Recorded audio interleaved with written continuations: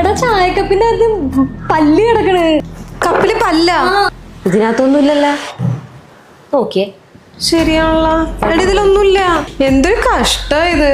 ഇന്നലെ രാത്രി ഒന്ന് മൈൻഡ് നോക്കിയാ വന്നതാ, അപ്പോഴേക്കും പിന്നെയും തുടങ്ങി. അപ്പൊ ഇപ്പോഴും ഇതൊക്കെ എന്റെ തോന്നലാണെന്നാണ് നിങ്ങൾ പറഞ്ഞു തന്നത്. നമുക്കൊക്കെ ഇത്ര അനുഭവങ്ങൾ ഉണ്ടായിട്ട് ഞാൻ പറയണത് നിങ്ങൾ വിശ്വസിക്കാണ്ടിരിക്കുന്നത് കഷ്ടമാണ് കേട്ടാ. എടി അതിന് നമ്മളിതൊന്നും കാണുന്നില്ലല്ലോ.